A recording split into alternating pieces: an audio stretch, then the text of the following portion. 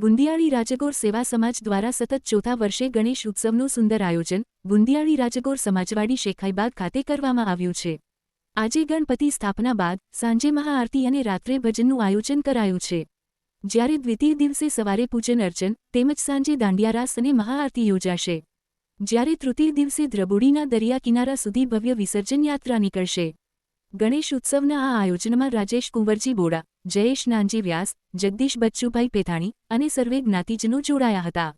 શાસ્ત્રોક્ત વિધિ નિલેશ મહારાજે કરાવી હતી। અમે 4 વર્ષથી ગણપતિ કરી રહ્યા છે અને અમારા રાજકોટ સેવા સમાજ વતી અમે ગણપતિ ચાલુ રાખ્યા છે।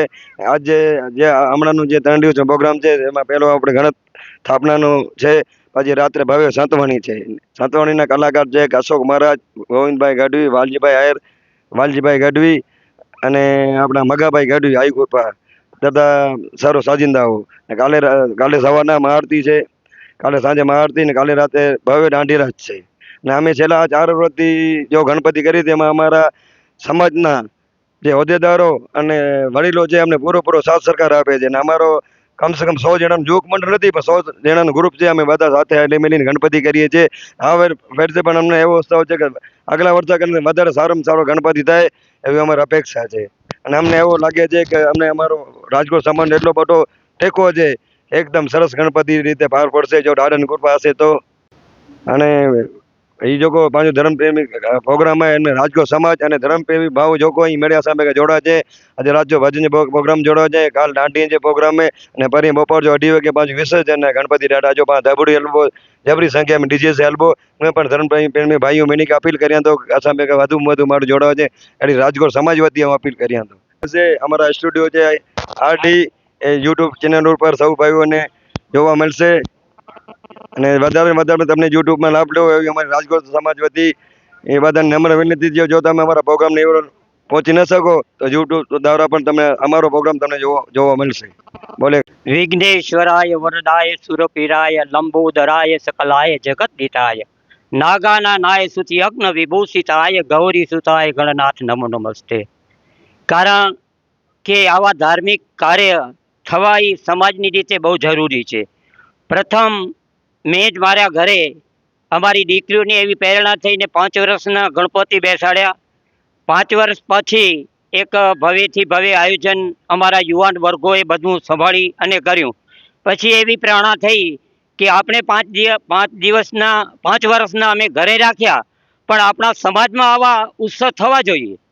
તો અમે વડીલોએ છોકરાઓને વિનંતી કરી કે આવું કાર્ય કરો અને છોકરાએ બીડું પકડી લીધું અને આજે ચોથા વર્ષે પણ ભવ્યતાથી ભવ્યતા અમારી પાસે યુવા કેન્દ્રનું એવો છે પણ એવો નિયમ નથી કે એનો જુદો કરીને અમારા વડીલોની માર્ગદર્શન હેઠળ બહુ ચાલે છે।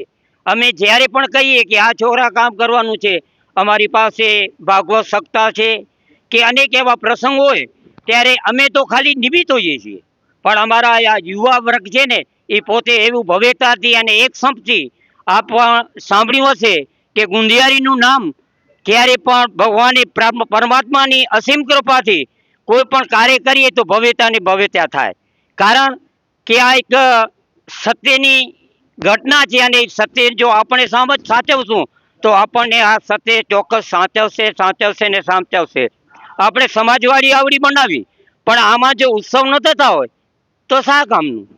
મળ્યું ધન પણ મોજ ન માણી, મળ્યું ધન પણ મોજ ન માણી, કહું કર્મ કેડી કહાણી, કાં તો ભાગ્ય બીજાનું મળ્યું અને કાં તો ખોટી કમાણી। આવા સમાજવાડીના પૂર્વ હોય અને આવા અમારા યુવાન વર્ગ બધો જ્યારે પણ અમે કહીએ કે ખાલી આ કરવું છે એટલે અમને ખબર ન પડે એવી રીતે થાય છે।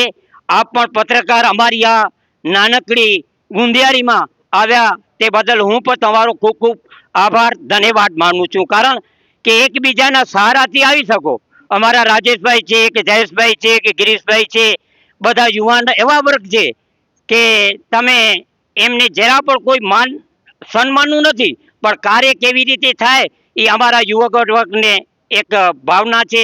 અને રણછોડરાય ભગવાન ગણેશ બાપાને વિનંતી કરીએ કે હર હંમેશ એવું ટકી રહે એવું આપણે પ્રભુ પાસે પ્રાર્થના કરીએ। ગુંદિયાળી રાજગોર સમાજના આંગણે એક સુંદર મજાનું ગણેશ મહોત્સવનું આયોજન। કારણ કે હિન્દુનું પરંપરા છે કે શુભ કાર્ય કરીએ ત્યારે ગણપતિ ગજાનંદ મહારાજની સ્થાપના થાય, કે રિદ્ધિ સિદ્ધિ સહિત પધારજો શ્રી ગૌરીપુત્ર ગણેશ, સૌ કુટુંબ સાથે પધારજો શ્રી બ્રહ્મા વિષ્ણુ ને મહેશ. સમસ્ત ગણપતિ ગજાનંદ પરિવારનું આગમન થાય એમના માટે આપણે સ્થાપના કરતા હોઈએ. છેલ્લા 4 વર્ષથી ગુંદિયાળી રાજગોર સમાજના આંગણે ગણેશ મહોત્સવનું એક સુંદર મજાનું યુવાનો મિત્રો દ્વારા આ આયોજન થઈ રહ્યું છે. દર વર્ષની જેમ આ વર્ષે પણ એક શુભ અને સરળ સૌ દાતાઓ સાથે જોડાઈ સમાજના સૌ વડીલ મિત્રો અને તમામ જ્ઞાતિ અમારી રાજગોર સમાજની સાથે જોડાઈ અને આ કાર્યને શુભારંભ આજે કર્યું છે. કારણ કે આજના રાત્રે એક અતિ ભવ્ય સંતવાણીનું સુંદર મજાનું રાત્રે આયોજન કરવામાં આવ્યું છે. કાલે યુવાનોની એક એવી પ્રેરણારૂપી કે દાંડિયા રાસનું આયોજન કરીએ, તો દાંડિયા રાસનું પણ એક સુંદર મજાનું અહીંયા આયોજન કરવામાં આવ્યું છે. પરમ દિવસે એટલે કે 3 દિવસના ગણપતિના સ્થાપના છે અને ત્રીજા દિવસે અમે સૌ અહીંયાથી વિસર્જન કરી અને ધરબુરડી તીર્થધામ મુકામે અમે સૌ જાશું, વિસર્જન કરશું. તો તમામને આ સોશિયલ મીડિયાના માધ્યમથી આપ સર્વેને હિન્દુ જ્ઞાતિને વિનંતી કરું છું કે આવા કાર્ય દરેક સમાજની અંદર થાય, દરેક ગામની અંદર થાય, જેથી કરી અને મારો ને તમારો હિન્દુ ધર્મ સનાતન ધર્મને ઉજળો થાય. એક આ ભક્તિના કાર્ય છે અને એ ભક્તિના કાર્ય સૌ સાથે મળીને આયોજન સફળપૂર્વક બને.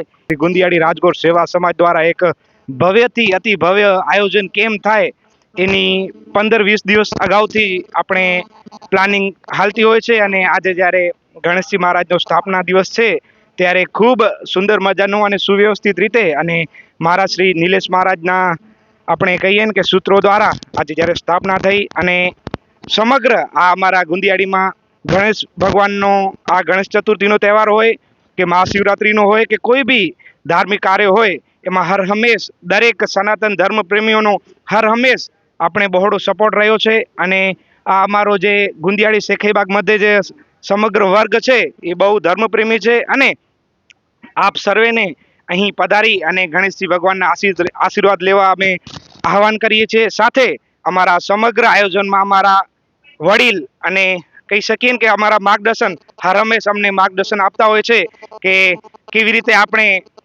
ભવ્યથી ભવ્ય આયોજન કરીએ, તો એના દ્વારા જ આવા સફળ આયોજન થતા હોય છે.